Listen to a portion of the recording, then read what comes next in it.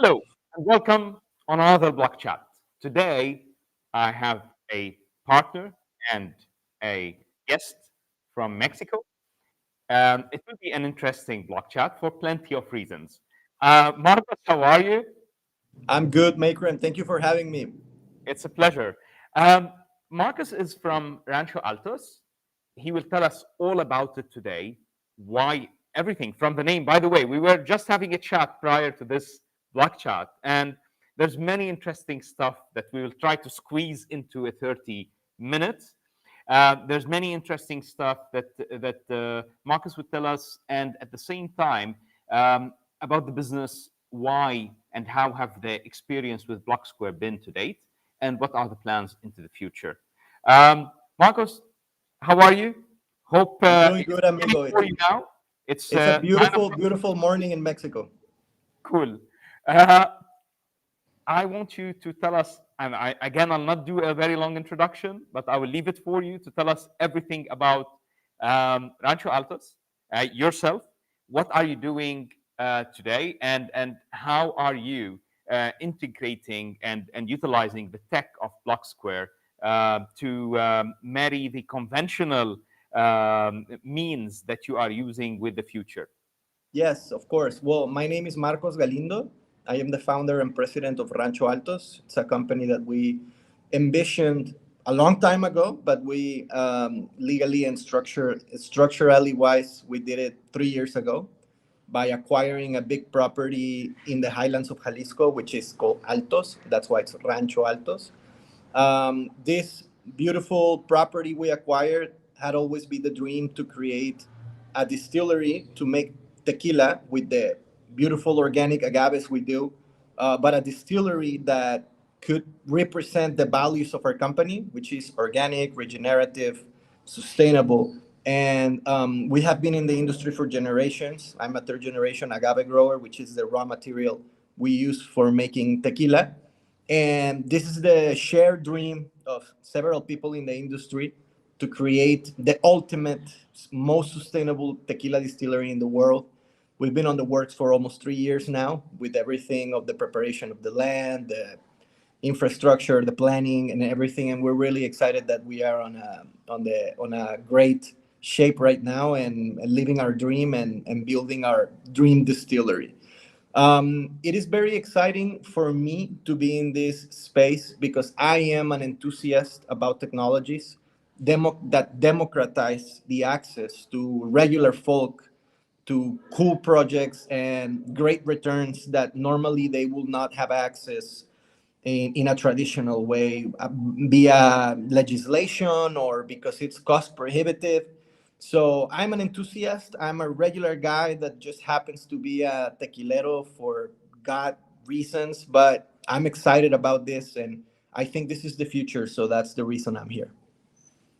Look, I've learned some stuff prior. Again, I'm not act smart here. I've learned those from Marcus before we came on air here. Um, you told me that you're third generation, Yes. and you call it tequilas. What Tequilero. I'm a tequilero. tequilero? Okay, so a third generation tequilero. And what I've learned prior to coming on air is that tequila is similar to champagne. Yeah, Yes. can you tell us more about that? Now, Marcus will tell us how is it similar. Yeah, so tequila, it's a very old spirit. If we talk about years wise, the indigenous people in Mexico have been doing agave spirits, we believe, for 3,000 years at least. And with the Spanish conquest of Mexico, it started to evolve into a more robust spirit with European inspiration in the aging process, distillation process. So, in the last 2 centuries, tequila entered a very professional era in which we now have denomination of origin. Just like champagne or cognac, tequila can only be made in a very small place in the whole world. No one can call tequila if it wasn't made, bottled, distilled, and produced the raw material in one specific area of the country, which is Jalisco, and some municipalities around Jalisco. So it is pretty interesting because it's the third most drink spirit in the world, and it can only be made in a small region, just like champagne. So that's what makes tequila very unique, very exciting, and very authentic. And Not you like mentioned here, when we were talking about Rancho Altos, you mentioned that there's lowlands and highlands where you can make tequila, and Altos is high, yeah? So it's yes. a highland. So alto means high, and it's a nickname we have, the Altos Alteños, because there are two places inside this one small place where tequila can be made. There are two main areas. There's a big city in the middle of these two areas. It's one of the most exciting cities in the world and most valuable real estate markets in Latin America for sure, which is called Guadalajara. Guadalajara is the capital city of Jalisco. It has around 6 million people, so it's a big metropolis.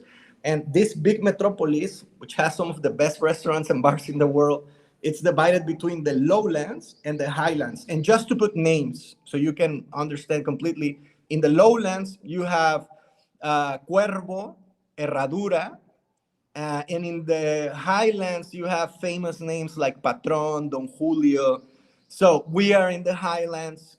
There's a, let's say, 80-year difference between the oldest companies between the lowlands and the highlands. In the lowlands, you have the famous town of Tequila. And that's, again, where Cuervo and Herradura are made.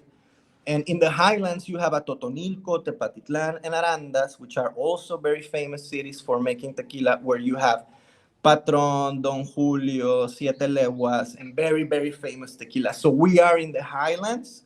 We are our real estate property, which is 82 hectares of extension. So it's quite large. It's almost 1 million square meters. It's a huge natural preserve where we are building this distillery. And in front of us, you can see it when you're standing in the distillery. You look in front and you have the most important place in the highlands, which is the Cerro Gordo volcano. It's a huge volcano, more than 2,300 meters above sea level. And it's very historic. That's where the indigenous people used to walk in pilgrimage. So it's beautiful traditional land with a lot of history and a lot of value.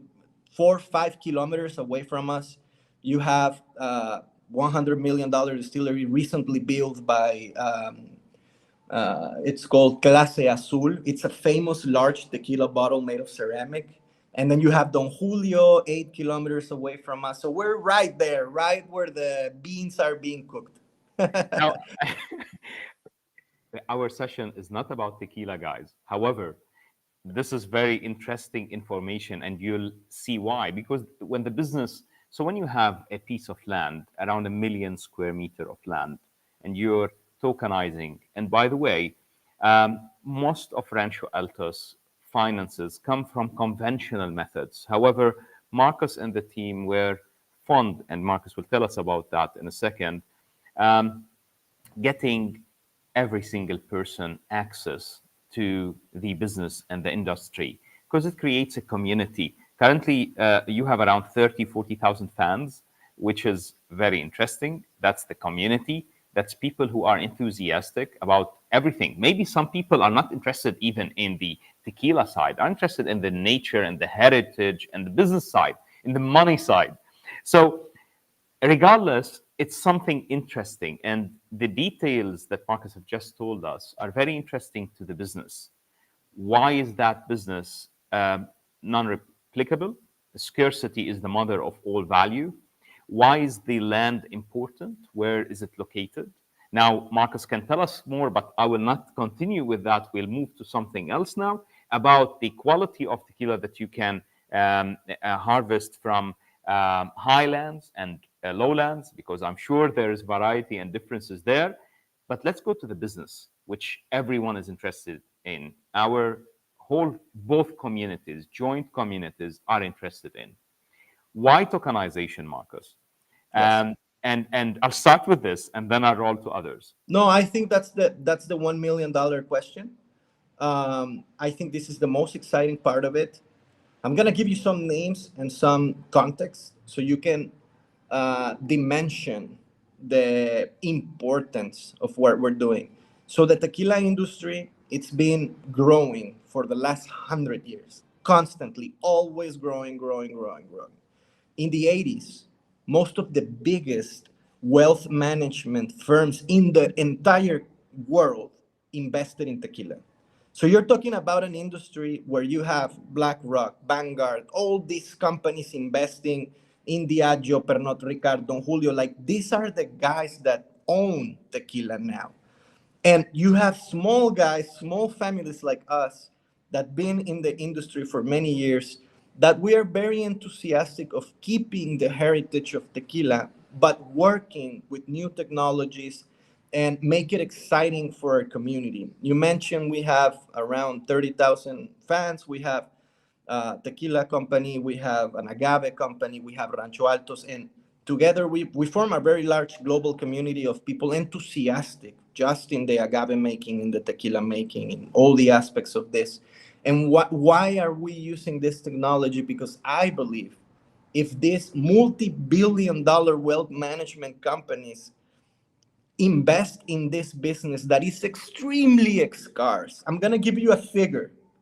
There are only 111 tequila distilleries, buildings, which we are tokenizing, in the world.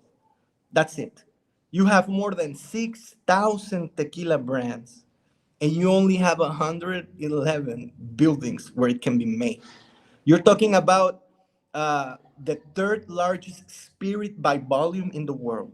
It's whiskey, vodka, and tequila, and tequila is set to be the first, according to the figures we have and the Diageo's projections. So probably the biggest tequila, the biggest spirit in the world, it can only be made in a building that can only be sanctioned in a place, and there's only like 100. So if these 111 buildings make a $20 billion industry a year, by revenue, you can imagine the importance of one of these buildings. It means if you're investing in one of these buildings, it's one of the safest way to put your money into one of the most exciting growing industries in the world, most legacy industries. And a regular guy with $100 could not dream of saying, hey, I have my money deposited in champagne. I have my money deposited in tequila, in cognac.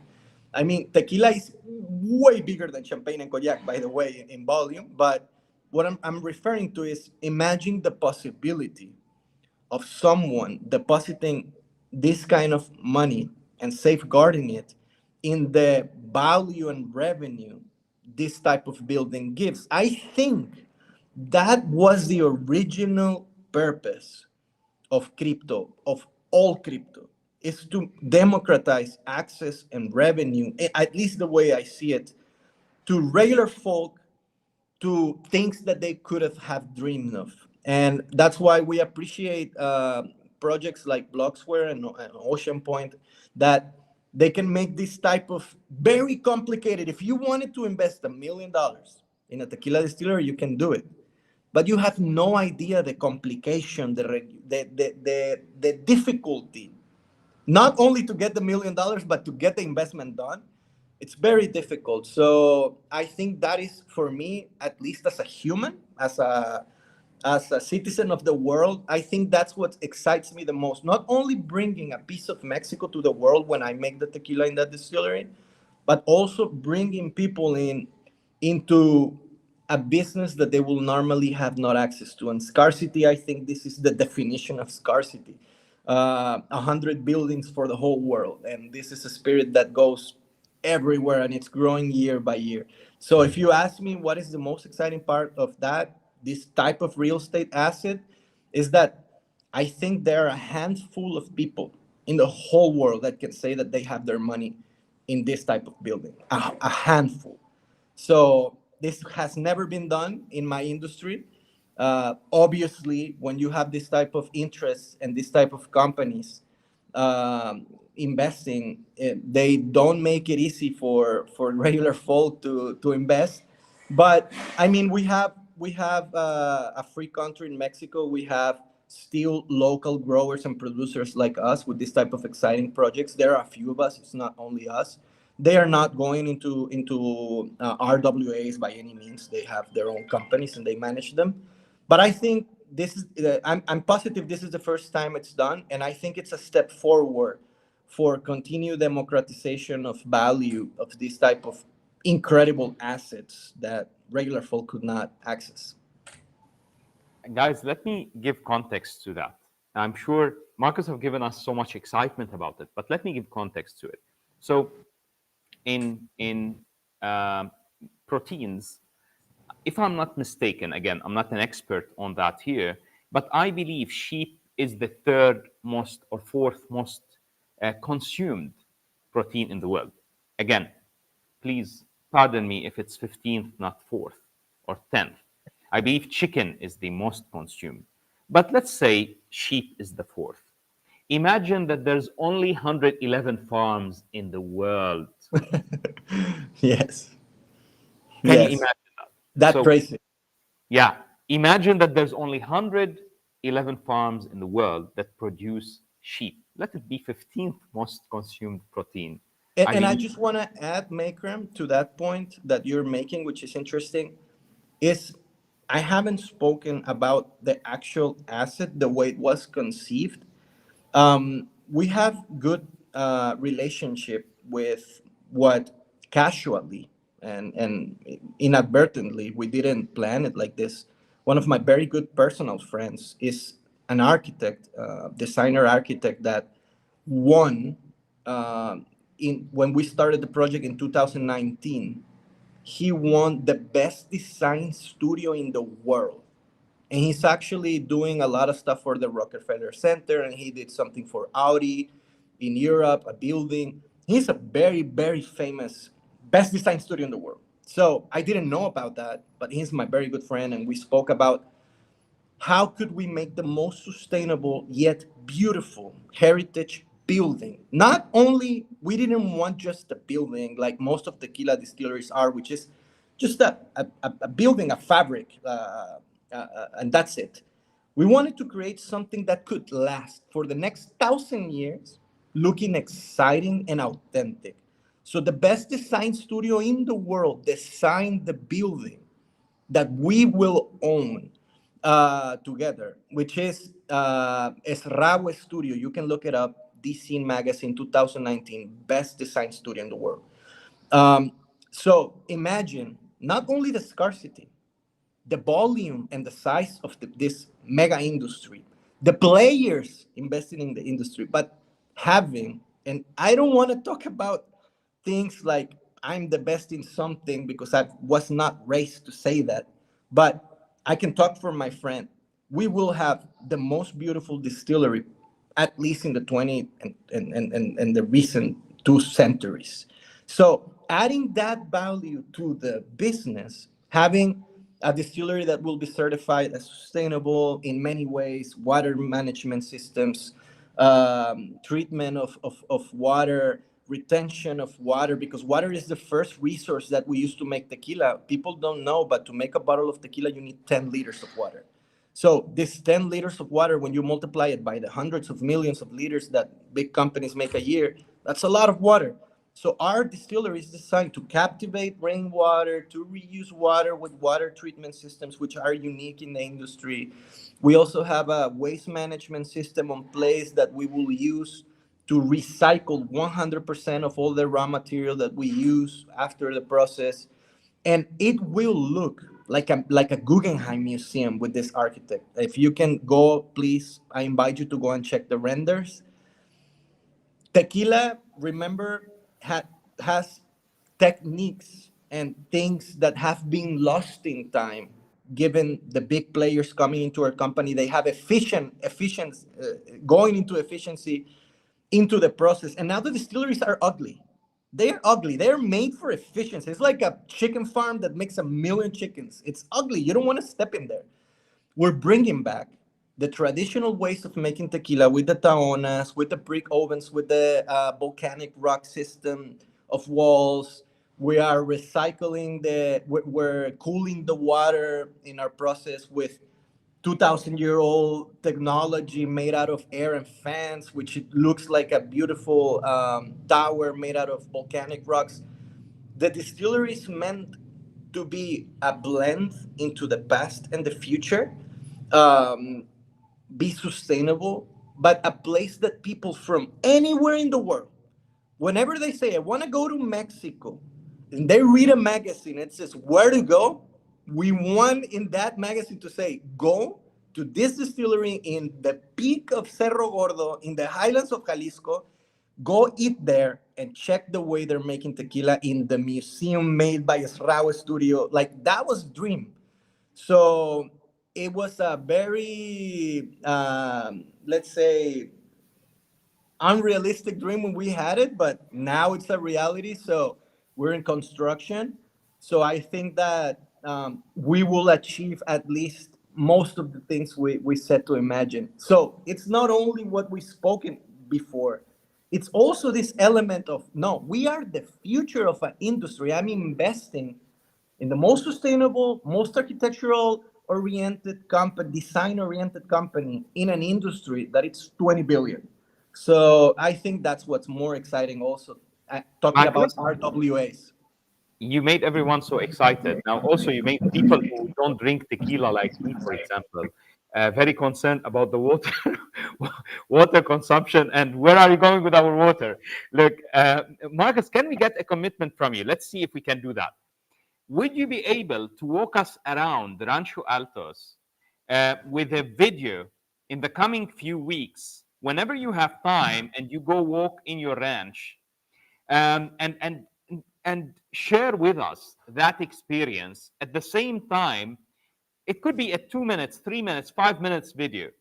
Share with us at the same time some your vision, the renders, the peak, and the surrounding. Would you be able to do that? I will be absolutely fascinated to do it. I can do a live horse riding showing you the spaces. Okay, so we got, guys, a commitment here from Marcos. He will take us on a horse riding excursion into Live. Rancho Altos and live, and we will try to stream it. We will involve Julia, our CMO, and some members of our team, and we'll try to stream it for the community so that everyone can see what are we talking about. Because to The be honest, I would heritage, like to know and see that part, and I haven't. I love the traveling. heritage is incredible. Yeah, I will visit you. I don't drink tequila, but I can eat all the food you have, and you mentioned some good restaurants. so Yes. so, so I will be that guy. Um, I mean, if you want me to add for a minute yes, please, please. just about the heritage part, which is insane, people don't know. So Mexico is the one of the oldest places in Latin America, given the Mayans, the Aztecs, and of course the comings of the Spanish conquistadors and making like this insanely beautiful blend of cultures. We are one of the few places in the world where two amazing cultures collided. Instead of they came and they not annihilated the population, they mixed with it. So we are the product of a very interesting cultural mixture. And one of the few things that is extremely exciting about this place is that, for example, the horse came to America, and the first place where the horse was used massively and bred was in Mexico when it was called New Spain. So all the cowboy culture we have today in the world, it was done and created with the mixture of the Spanish traditions with the Mexican vaqueros. And now, obviously, it's very famous in the US, but it was born here. The Spanish brought the cattle, brought the horses here 600 years ago when the US didn't exist. So it's pretty exciting to get to see all these images and all these farms and all these old vaqueros. Everything we do at Rancho Altos, we just not do agave. We have a million square meter ranch, so the distillery is just a small part of it. We have organic agave fields where we do everything regeneratively organic. We have our cattle that is free ranging pasturing. In the future, we want to do like this camp, luxury camp, to have a hotel in the property and a restaurant. So I think seeing all of this plus the culture and heritage, mariachi, tequila, cowboys that we gave to the world is insane combination. to be honest. I'm just proud of being part of it. Yeah, he's not only proud, he's bragging about it. So at the same time, I'm salivating when he's talking about food.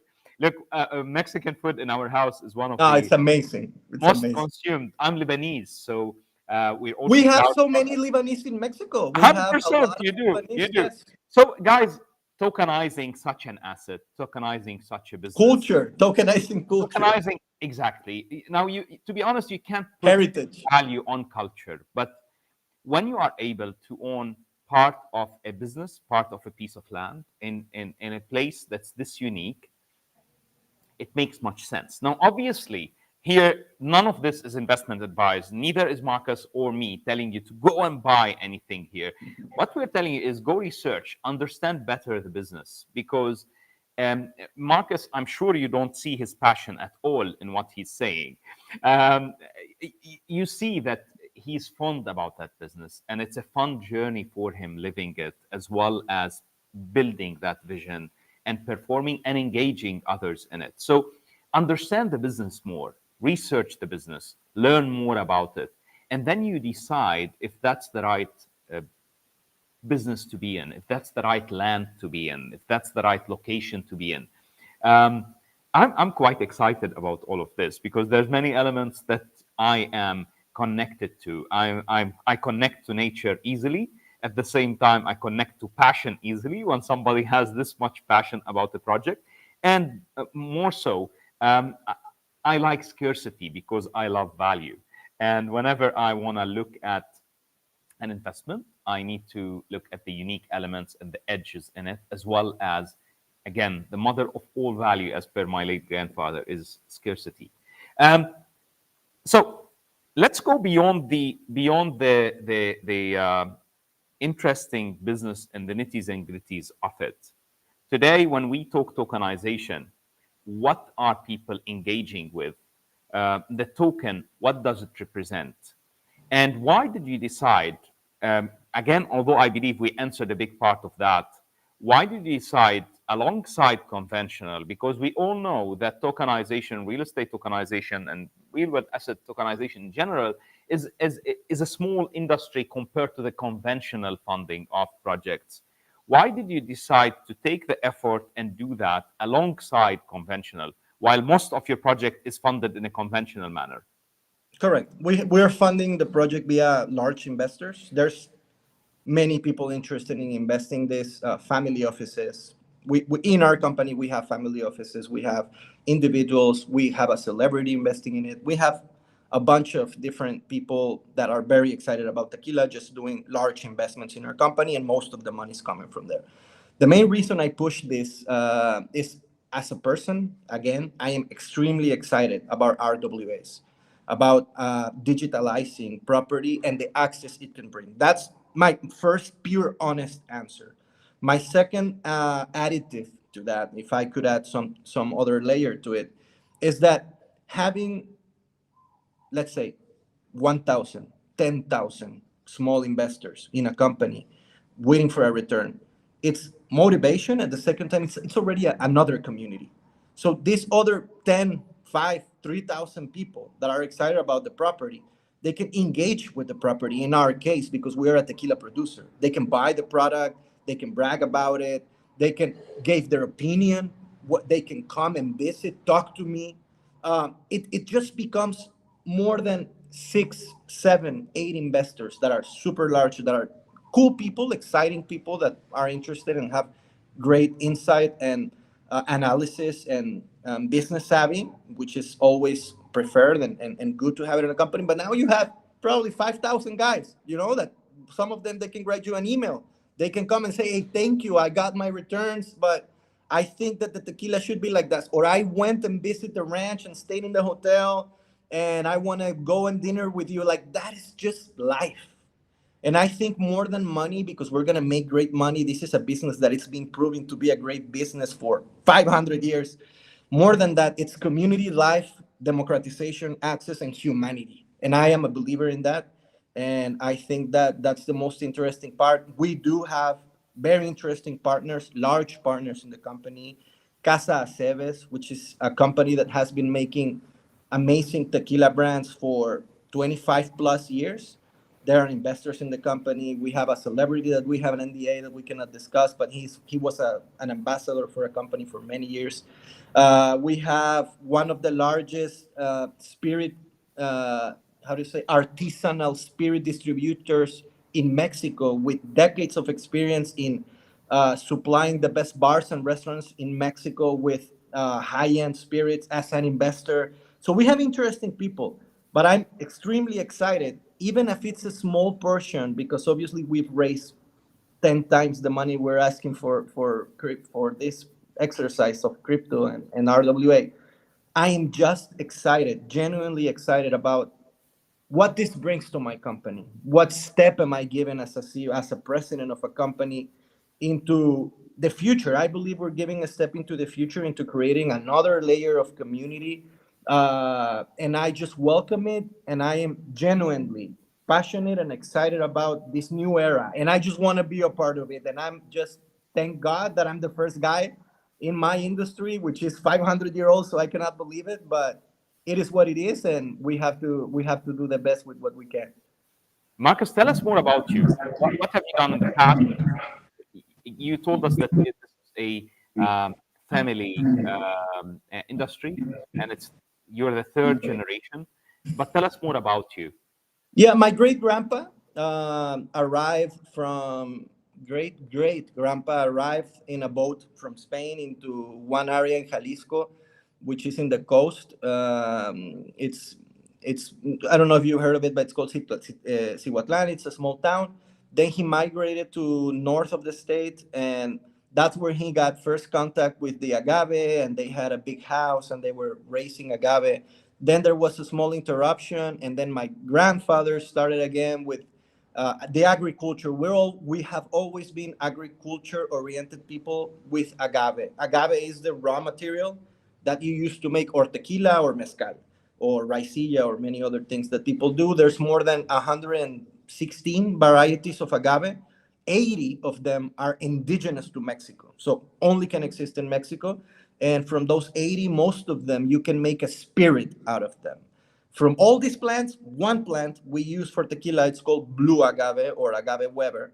And my family just happened to be growing and selling this raw material for 3 generations uninterrupted now to large companies, larger companies, either Mexican or multinational. We have been doing that. And in my generation, I went to the university to do social studies. I specialized myself in public policy for development of rural economies. So that's my expertise. My father, my sister, my great grandfather, everyone's an agriculture engineer. I say that I'm an agriculture engineer by practice, but I'm just excited to mesh these two parts. And that's where my origin of interest comes into economies and public policy. So I've been working also in the agave farms. I specialize myself in the regenerative organic certifications. We are one of the largest and fewest companies in our industry to do these methodologies of regeneration of the land and organic certification. Biodynamics too, we apply to our farms. So I am this new generation that is doing things with a different focus, but the same business, just different focus, more excitement into other areas like sustainability. And I started a tequila company with a couple of friends that's called La Dama Tequila. You can look at it in Instagram. We have more than 20,000 followers. Great product, organic product. And the dream was, hey, we have the best raw material in the world. It's regenerative, it's organic, it's biodynamic. Why are we sending this material to a building that we don't like if we're such geeks into the process and purists about the process? Why are we sending it to a factory that we don't like with processes that we don't like? And that's where the dream came to create Rancho Altos. We created a company that's the company you guys are investing in, basically in the ownership of this building. And that the rest of history. We got hands to work. We worked for 3 years now in all the agricultural engineering and everything, buying the land, getting the permits for the land, everything's done. So right now we're in the construction phase, and we're really excited about having vertically integrated the way we wanted to with the focus that we wanted to and create the most forward-thinking tequila company in the world. And we believe this type of asset, this type of distillery, it is so unique and so scarce that me knowing about RWAs, knowing about the future of economies, there was no way I was not gonna do this exercise, even if it's small, like it is. We can do this for another 5 hours, but I'm sure we try to restrict ourselves to 30 You minutes. have to come and do the horse ride with me, man, and do the Yeah. dive. Now, look, if you do a horse ride and it's good enough, then I may be excited to do so. Awesome, awesome. I'm a traveler. I hopefully will do. And I love nature. I love traveling and I love food. So those are three things I Awesome. do love. So we would do that someday. Now, what we did is we got a commitment from Marcus. Wait for that within the coming few days or hopefully weeks. You will see a live Yeah, we excursion. can do an Instagram live in Yeah, Rancho and Altos Instagram. it's something that's fun, and you will learn more about Rancho Altos. Um, any last messages or words to our community or your community, Marcus? I think that they are in the right side of history to keep pushing. To be enthusiastic is a good thing. To support things when they are new, when they are coming, is the best way to create generational wealth. I speak about those people in this space. I think they are brave. They are smart. They're gonna do great. And I wish that some of them in the future they can come and visit their distillery once it's running, and they will be my guests. That's all I have to say. Doors are always open. Thank you, Marcus. Thank you all for being with us today. I hope we have shed some energy that would brighten your day.